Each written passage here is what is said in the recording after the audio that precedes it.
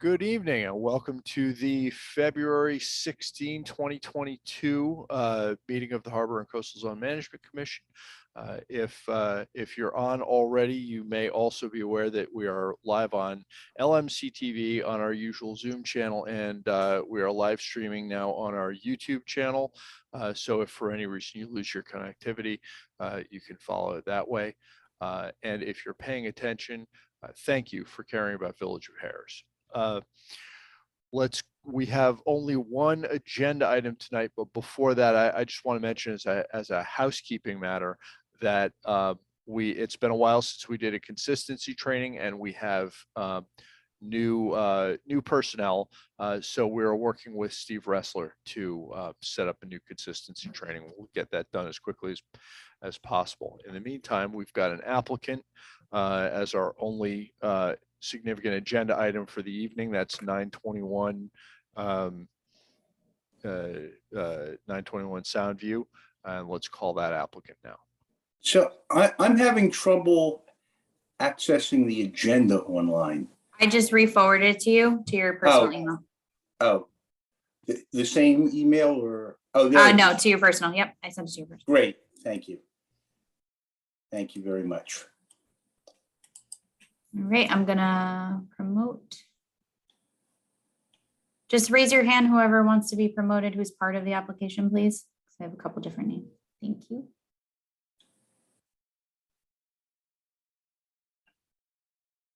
Okay.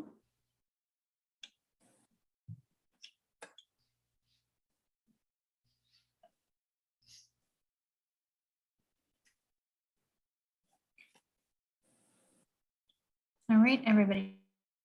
I'm sorry, are the documents, whoops. Those are under the, I could send you the link. Yeah, okay. Because I just see the agenda, not the. All right, I'll send that over to you. Thank you. Something has been screwy today.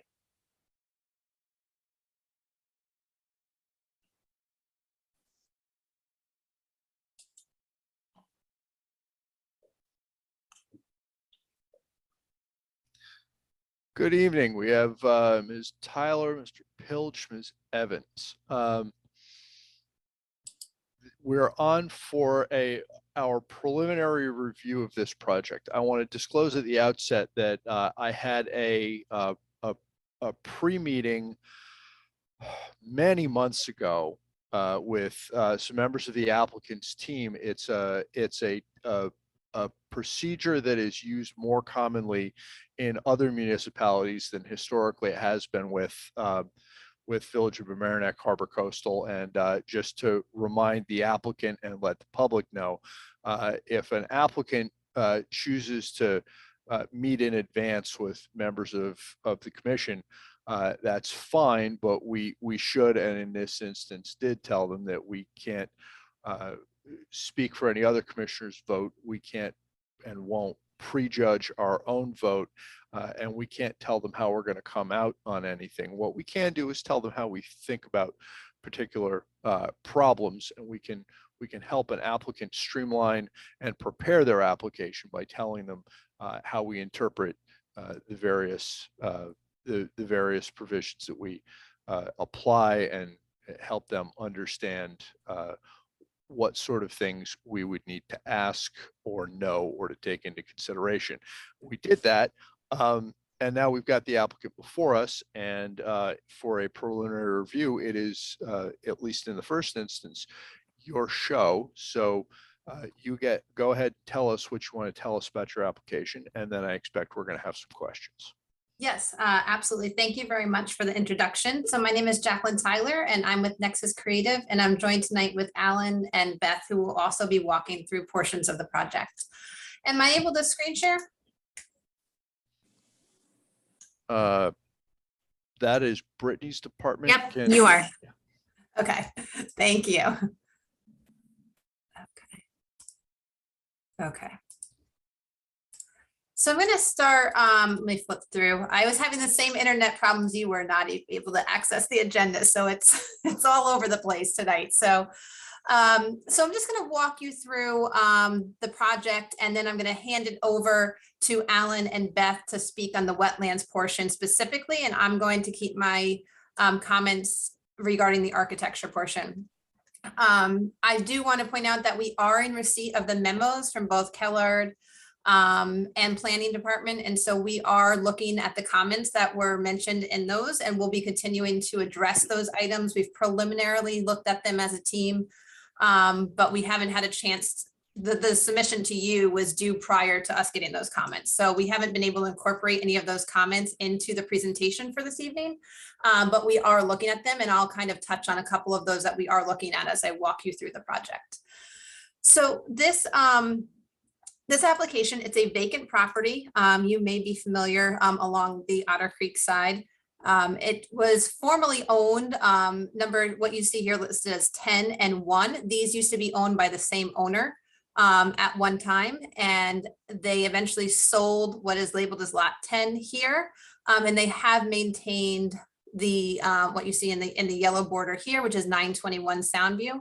And they've continued to pay taxes on this property, and they've been holding on to its part. It was part of the mother's estate, who is no longer here. And so the family is looking to develop this property as a single family residence. So this is just an aerial. You can see we've tried to color code this to make it as clear as possible. There is a current fence, which I'll show you, and Beth will speak on this a little bit further. So what you see indicating the purple line is a fence that's been there for a long time across the rear of the property, which is also flagged as the wetlands edge. So in looking at the property, what you'll see, we've incorporated the setbacks, which are orange. The cyan line here that you see, that's the 100-foot required wetlands buffer to eliminate the review. And you'll see there's barely any portion of the lot that is actually buildable outside of that wetlands buffer. So what we've attempted to do is take advantage of as much of that front end area. We've held the building located exactly on the front property, front setback line, in order to pull that back away from the wetlands as best as possible. With keeping a majority of the house, I would say outside, with the exception of the rear, this rear portion here, and the raised deck. So these will all be up on pylons. And speaking to the planning board, one of the items that was requested by Kellard are some additional soil testing. So once that soil testing is done, we'll then be able to determine the information for the pylons and the structural supports and what's required there. What you'll also see is you see a pool. We want to clarify that is a saltwater pool, so there won't be the typical chemicals that are associated with a pool, and we're doing that as well to address the wetlands and keep the chemicals out of the area.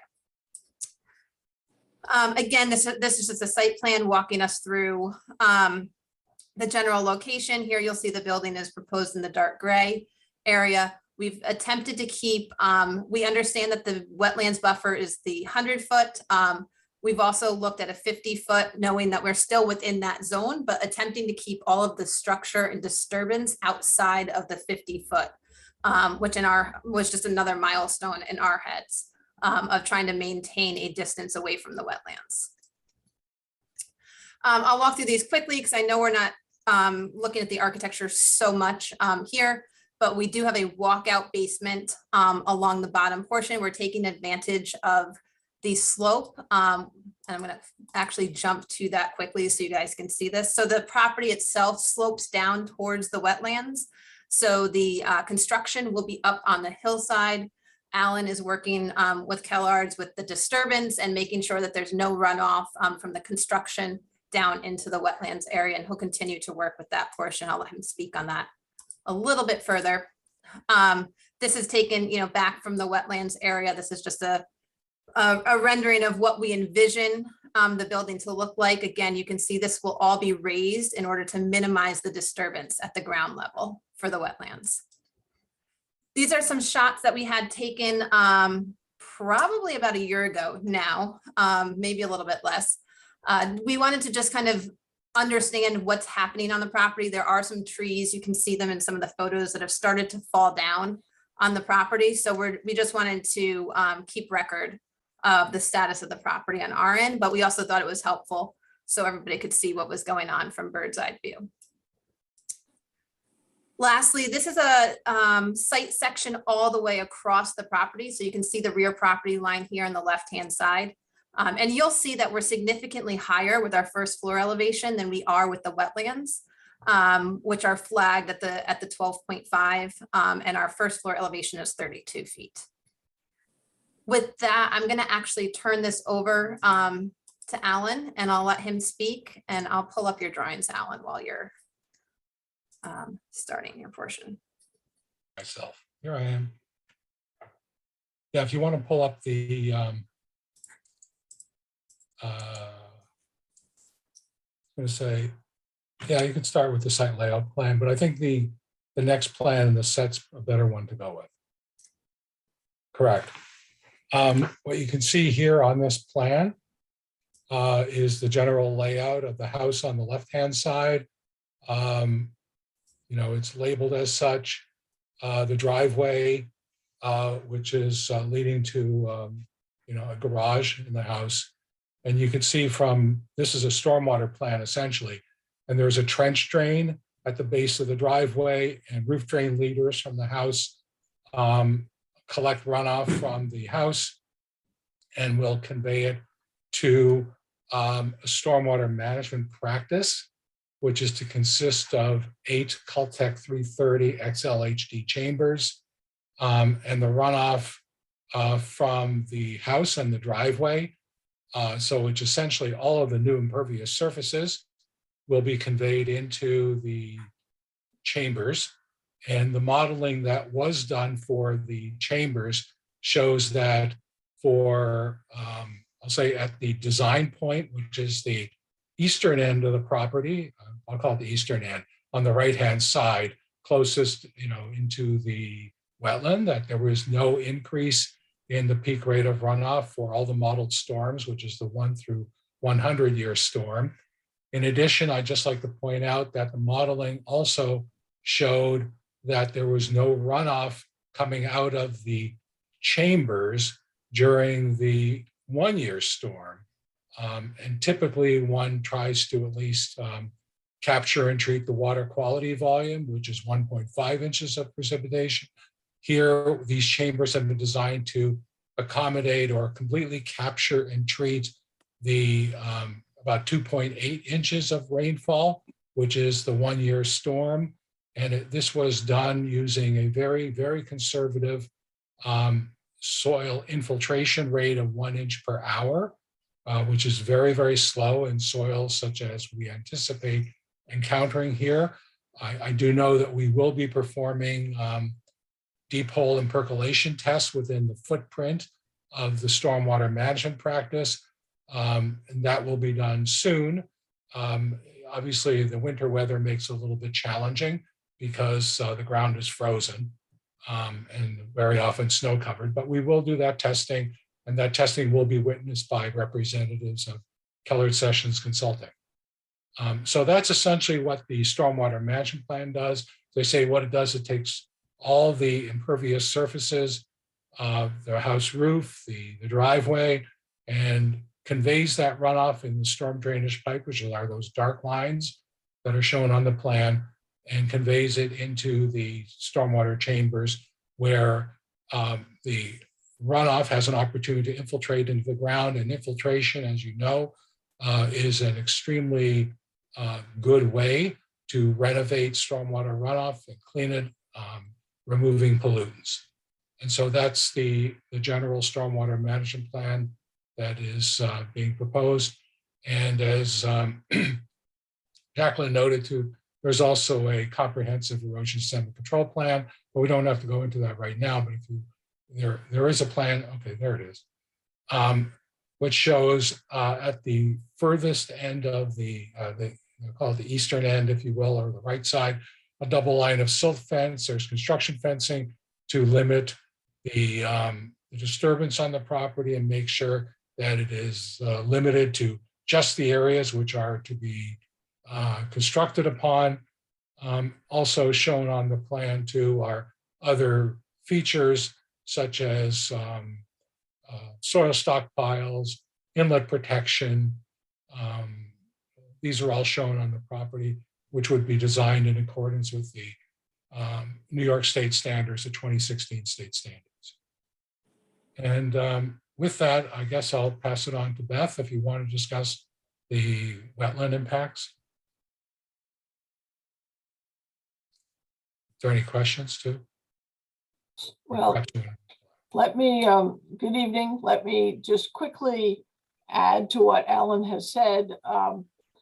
Also on this plan, you can see the flood zone, the AE zone, and all of the construction and improvements to this lot are proposed outside of the flood zone. The wetland, of course, is part of the Otter Creek Marsh wetland system, which is a tidal estuary type system that proceeds up to McGidd Pond near Taylor's Lane. I know this commission is very familiar with this marsh and its all its features. The fence, the remains of the fence that are shown, I'm sure were put up many years ago. And when I first went out to this site, the fence was still standing, and it was very clear that there was a change in vegetation at the fence line. The fence has since been knocked down to some extent, but again, the marsh really starts at the lower portion of this lot, and the upper portion where you see the proposed development has been maintained over the years as a meadow or a lawn area associated with the surrounding residences. As Alan said, the stormwater measures are intended to infiltrate any runoff into the soil so that it will travel through the soil to the marsh, towards the marsh. And most of the impervious areas have been kept as high on the site as possible. These are 1-foot contours that are shown on this plan.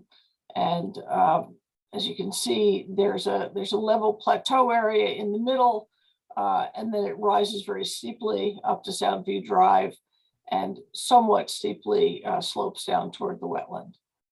Again, I'd be happy to answer questions, but I think that sums up what we're proposing to do. Okay, so it's the chair's privilege to go first if I choose to do so. So I think I'm going to lead off with my questions. I have a few.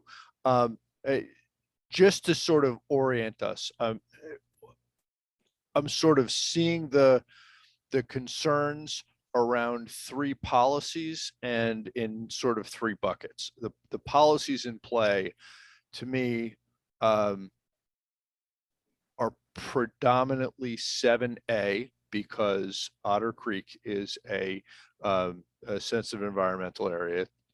It's a critical environmental area under our LWRP, even though it's not a state identified one that would bring 7 into play. 12, because the marsh is a natural protective feature that we need to protect us from coastal flood, from tidal flooding. And if that marsh were to experience a significant die-off, for example, we would lose a significant protective feature. And 44, of course, wetland protection, with which we're all fairly familiar, because that comes into play almost every wetlands application. I'm sort of thinking about 3 sets of concerns. One is the stormwater and SWIP issue, where we've had some discussion already, and I think we've advanced the ball already before I even started asking questions. There's the construction aspect, making sure that all the work can get done in this place without the construction itself causing a problem. And the third is the pool. Now, all of this is against the backdrop where the lot itself is almost ski slope like. The drop from approximately 34 feet down to 12, it loses 20 feet in the space in which almost this house will be built. So anything that goes down that fall line, we have to treat as though it ends up in the sensitive environmental area. So we have to take almost everything as though, if it runs down the slope, what's its impact on the wetland when it gets there? So when we think about stormwater, I noted the extensive comments from the Kellard Sessions memo, and we've got John Kellard with us tonight. We have concerns around the street flooding on Soundview. I need to think about whether water on Soundview and all the road runoff and the stuff that goes with it, and rubber and exhaust and road silt and sand and salt, whether roadborne pollutants are going to get swept over the very short level portion of this lot into the back in circumstances of high precipitation and high winds during a storm, that wouldn't get there now because there's a fair amount of vegetation in the way, et cetera. Whether there is and whether the data for the SWIP is complete. Now that's someplace where we've already made progress. Perhaps predictably, I was going to ask a question about the data, the assumptions that were made to the infiltration rate and whether we needed deep hole tests and real world data. That concern's been laid aside already. If I understood you right, Mr. Pilch, you know that you need to do the deep hole tests. You're going to do those. Oh, yes, absolutely. It's just that in the deep of January and February, it's a challenge. Sure. Okay. Well, this is a preliminary review and identifying concerns is what we're here for.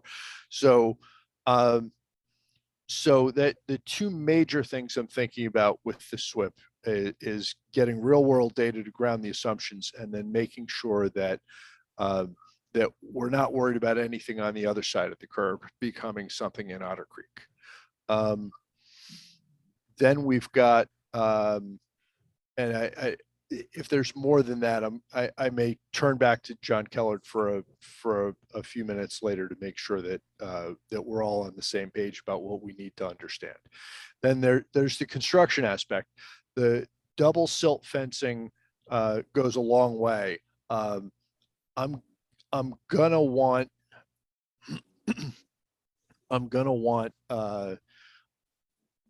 an engineer or consultant to walk me through the best practices for the construction to make sure I know everything I need to know about whether those measures are going to be sufficient to make sure that nothing that happens during the construction process ends up in Otter Creek. And finally, I think the pool, I guess I don't mean to over dramatize it to sort of use a broad illustration, but to put a bunch of liquid on stilts above that slope, in a very loose sense, we could sort of say that's an environmental bomb. Now it's a lot less of a scary environmental bomb if it's composed of salt water rather than chlorinated water, because chlorinated pool water is meant to make sure nothing can live in it. Salt water sounds a lot better to me, but then I'm neither a chemist nor a wetland scientist. I have to think about both the possibility, however slim, that some of that water or all of it could end up going down the slope, and then what it would mean for the wetland environment if it did. And I'm going to need some consultants to walk me through that. So what I'm looking at that I know that I need now in order to intelligently vote on the application. We need, of course, the the SWIP to be complete, and I'll turn it over to John Keller in just a second for that. We need to make sure that we fully understand the SWIP, that all the work that needs to be done for that is complete. We need a site visit, because I just feel like I won't fully understand this application until we've gone out there. Even though I know where it is, I know what it looks like, but sometimes you just need a site visit. We're going to need, as we always require when there's building in the 100-foot buffer, the opinion of a wetland scientist that building in the buffer area will have no adverse impact to the wetlands that the buffer protects. It is, obviously you've already thought of that, and you realize that's the standard we enforce, because you've brought along with you Beth Evans. And while I did not see an opinion in the initial packet, nor would I've expected to. Obviously, the applicant's team anticipates that that's the standard we've enforced for years, and that they're going to need a similar opinion. You've brought somebody that historically has given those opinions in a capable and professional way. Okay, so you have to do that. And I'm telling you that you're going to have to do that. I am also going to have our own environmental consultant take a look at this project and give us an independent opinion about several things. I want to make sure that those trees don't look like they're in great condition, but I am going to want to know that by removing trees on the lot, we're not damaging a living ecosystem that the village needs. I would be surprised if that were the case, but I'm going to want the record that that's not a problem. But mostly we need somebody to back up the thinking about the impact of anything that rolls down the hill. And specifically, I really keep thinking about the pool.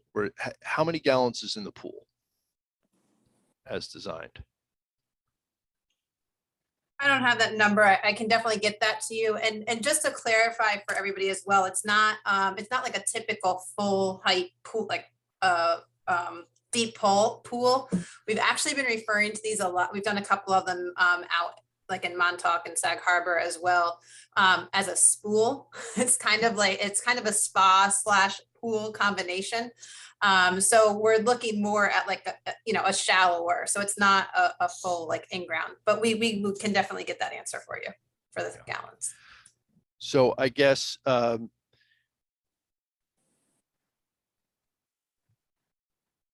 okay, so that's the list of things that I know now that I need. I guess first I want to ask Chris Roberts from AKRF. We have transitioned to using you folks for environment in the first instance, and for on this one, I'm going to need a consultant to deal with both pool construction and also the environmental impact potential environmental impact of an escape of liquid from a saltwater pool. Can you folks provide the consulting services on that? Yeah, we should be able to. I mean, the wetlands piece is not a problem. You had mentioned trees on the site. That can be easily dealt with a site visit.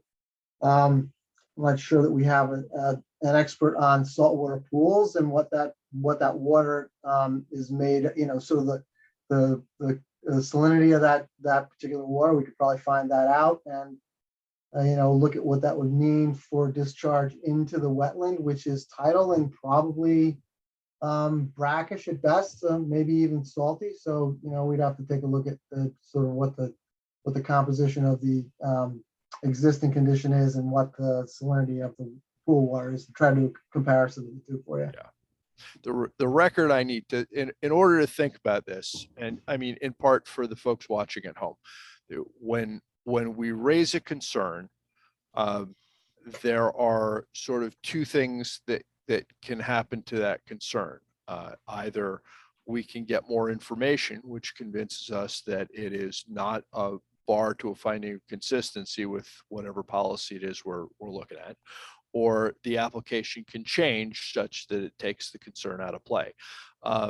in order to understand the concerns I've raised fully, I'm going to need a consultant who's able to talk about the impact of the pool water if it happens to meet that sensitive environment. I'm also going to need somebody who can adequately speak to pool construction, who can talk about how, what is necessary under these circumstances on this lot to make sure that the pool water does not meet the environment that we're trying to protect here. Okay, so we've got two aspects. We've got pool construction, we've got pool chemistry that we're going to need consulting on. Aside from that, I feel almost silly raising this, but I would be remiss if I didn't. There's no existing structure on the property, so there's nothing that would raise a historic issue. The fence, which I think now may be mostly, I think I heard that the fence is now mostly down. That's not a historic structure of any kind, right? Wouldn't be a listable. Okay. No, it was an old, I'm drawing a blank on what they're called. Post and rail. Post and rail. Yep.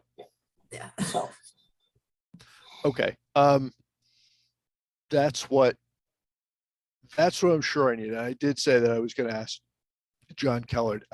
John, am I thinking about the SWIP right? That the major concerns we have right now are that we need to see what the hole tests look like, and that we need to make sure that the front of the property is shaped so that what is on Soundview does not end up in Otter Creek. Correct. Alan had prepared a SWIP for the project, which addresses erosion controls, addresses water quality, and addresses water quantity issues. He's required by our code to design for a 25-year storm. He went over and above that. He designed for a 100-year storm.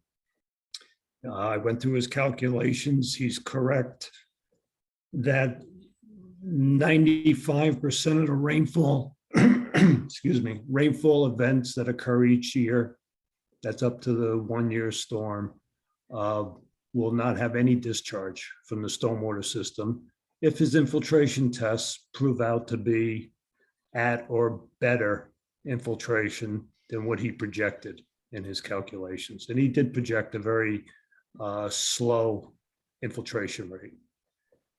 We need the deep hole tests to confirm that we have adequate soil between the bottom of the system and any impervious layer, which is a state requirement, which Alan knows very well.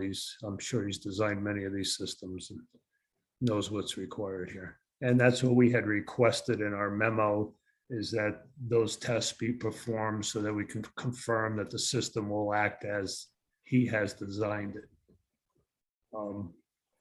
One of my other concerns is any discharge from that system.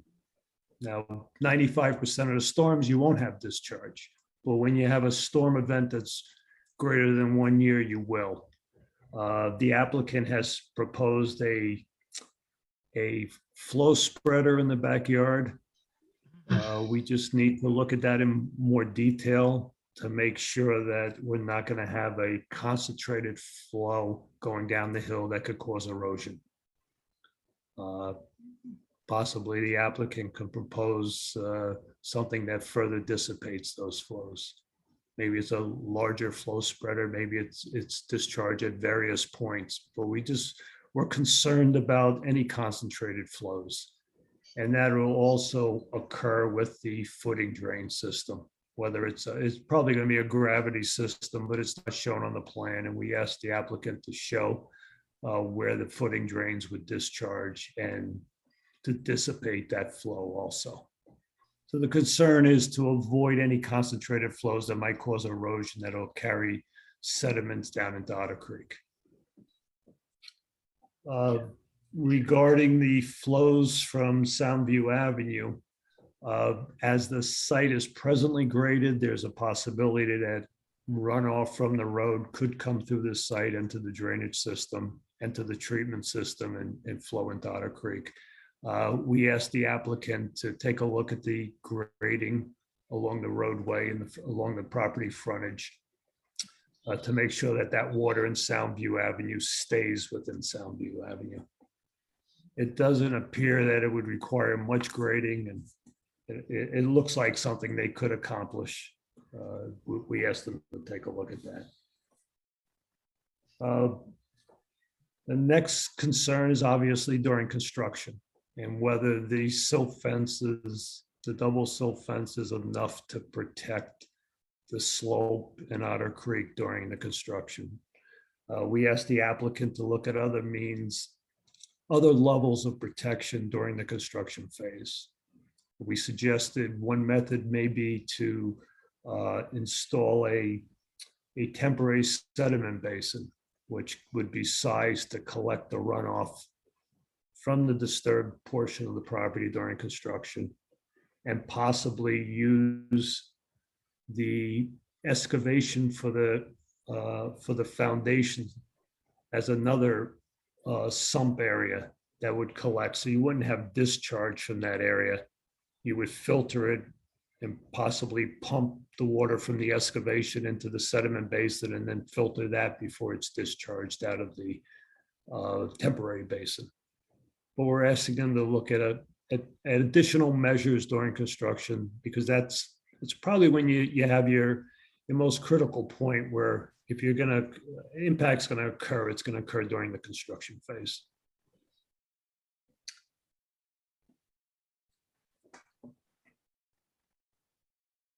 We had some other housekeeping comments. We asked that the applicant analyze the cut and fill for the site and confirm that the stockpile locations shown on the plan are adequate for the cuts and fills that are going to occur on the property, so that we don't find out during construction that we need more area and disturb more portions of the site. Those were the main, I think they were the main points I had brought up in relationship to the wetlands. Thank you very much. Okay, so I've sort of monopolized the session so far, but it's time to go around the horn. Commissioner Sellier.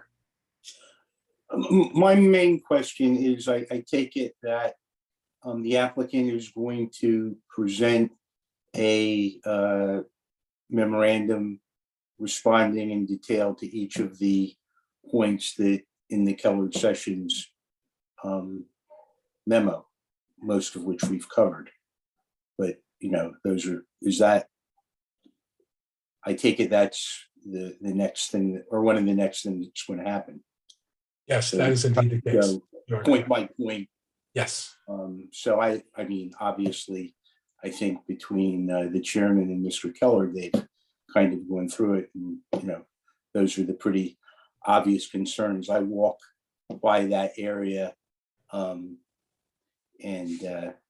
it's obviously quite a slope. And my wife and I have remarked, gee, is that really a buildable lot? But I guess now we think it is, but obviously, the concerns need to be addressed about basically stuff flowing down into that preserve. And that. So, yeah. So I guess I look forward to the kind of point by point addressing these issues that have been raised. Commissioner Lusk. Commissioner Lusk is a complete rookie. Could you go back before you go forward? How did you know to ask the questions that you asked? When did you get this? When was the first piece filed? I'm just missing the middle.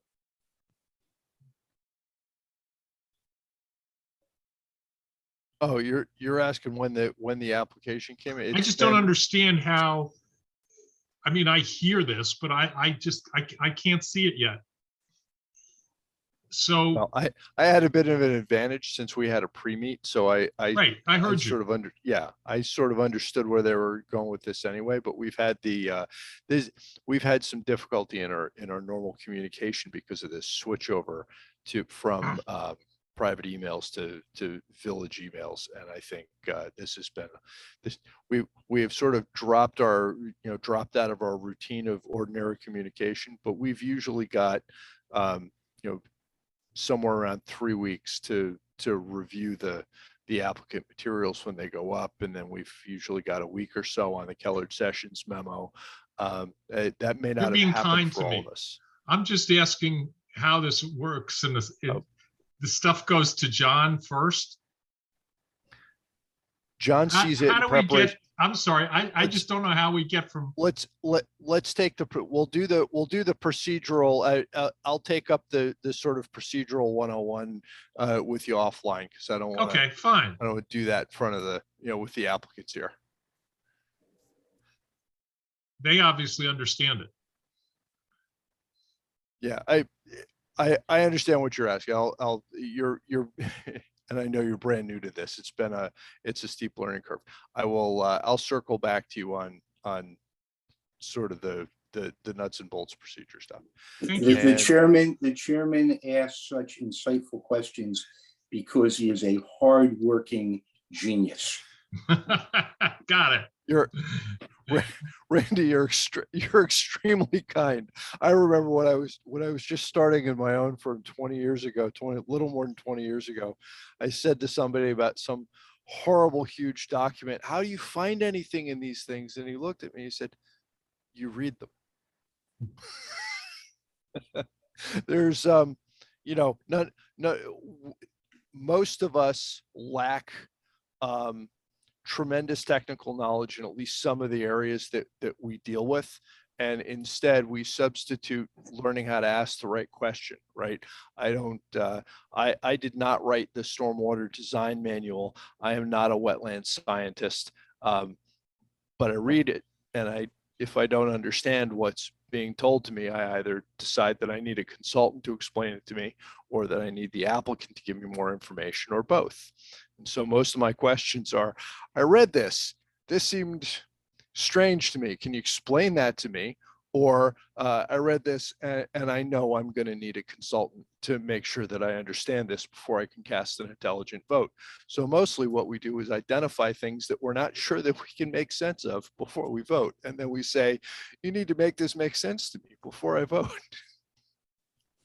All right, Commissioner Tobias.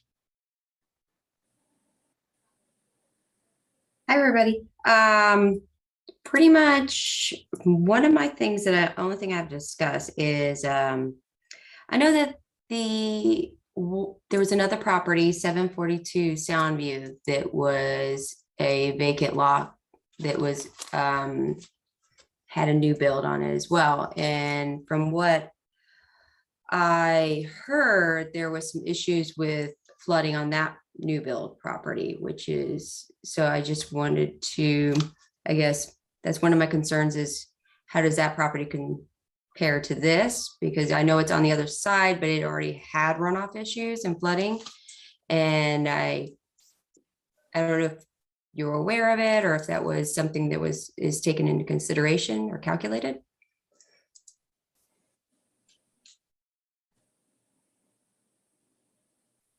We will definitely look into that and get back to you on it. Okay.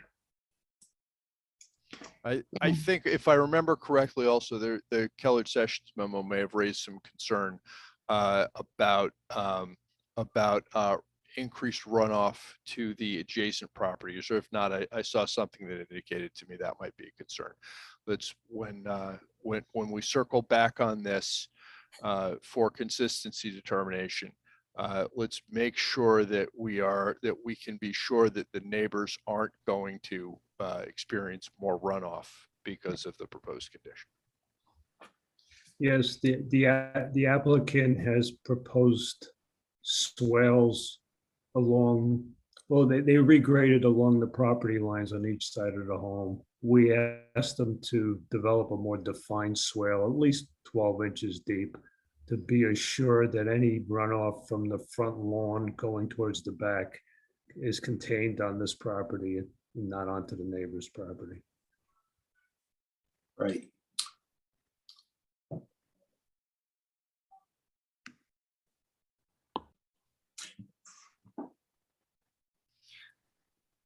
All right, I think we may have run through our questions.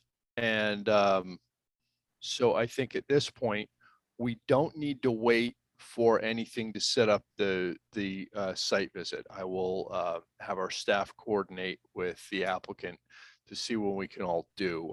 I'm pretty sure I won't be able to do it within the next 2 weeks, but pretty shortly after that, we should be able to schedule a site visit. By then, we will want to make sure that any consultants we have are lined up and come out. We're going to want a wetland scientist. We're going to want to make sure that that person is comfortable with the chemistry and salinity concerns, able to speak to, other than salt, what's in saltwater pool water, that sort of thing. Even if we don't yet know what the pool construction is going to be in final form, we certainly know what's going to be in it. We're gonna want that expertise with us for the site visit. So we got a big list of things that we need to learn before we're going to be in a position to cast a vote on this thing. And with that, I think probably we have concluded tonight's business, unless somebody has something else. I have a procedural question to go back. It's different though. So to your point, in regards, you guys have some things to do on your end. We don't know, obviously, in order for us to get the information to you, we need to do the testing. So there is a good possibility that we won't be ready for the submission for this we're in February for the March meeting. So my question is, do we have to just send in a letter asking to adjourn that until April, or what do you need from us? No, we put it on when it's the opposite of that. We don't Okay. assume that you're on for the next meeting. Okay, We don't put it on until the applicant tells the staff Perfect. that we are Okay. ready to put it on. And Okay. just because, some applicants, the applicant team has been before us a lot, and some applicants have not, and you haven't been around with us a lot. Our procedures accord a great deal of control over the application to the applicant. We don't have rules, for example, that bar new submissions or changes.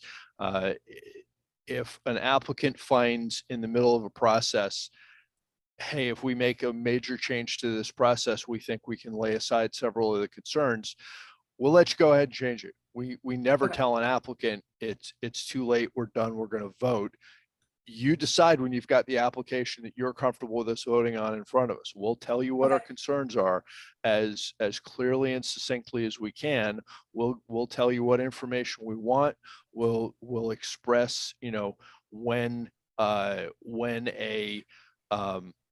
we think an alternative needs to be considered, or when something raises a problem that is going to give us heartburn in the vote. But ultimately, it's your application. And Okay, so great. if you want to modify it, if you want to change it, if you need to kick it over a month or more because you've got more information coming, we are going to be fine with that. Okay, We will vote when you want us to vote, and we think we know enough. Great. Sounds good. I appreciate that. Thank you, everybody. Enjoy your evening, and we will see you either next month or probably the following month. Okay, and we have a quick closeout issue at the end, but we can, I think, drop the applicant team at this point. Thank you, folks, for your time. Thank you. Have a great evening. Thank you. Thank you so much, too. Appreciate it. Okay. The last thing we have up is we were supposed to do minutes. I like to have a chance to go through them and make sure that I agree with how they're written before we vote on them. I did not have the chance to do that for the 2 sets of minutes we've got up. So if it doesn't annoy everybody too much, I'm going to ask that we kick those over. We don't have any other agenda items tonight, so I think we can adjourn. And we're going to see this applicant again with a lot more information. So we will be in touch to set up a site visit as quickly as we can, so we can all go out and see it, because that really does sort of help crystallize thinking about the project. And with that, I will make a motion to adjourn. Do I have a second? You're gonna get with me and give me how this works. Mhm. I just want to say, I have no idea how you can authorize yourself to get a consultant. So like, I don't have the basic bandwidth to follow the conversation. It's been a rough transition. So we had meant to have the consistency training done already, and it just hasn't happened yet. So that will help a lot. I'll catch you up. Thank you. Okay. So with that, I think I move to adjourn. Do I have a second? Second. All in favor? Aye. And we are closed. Thank you. Thank you. Right. Good night. Good night.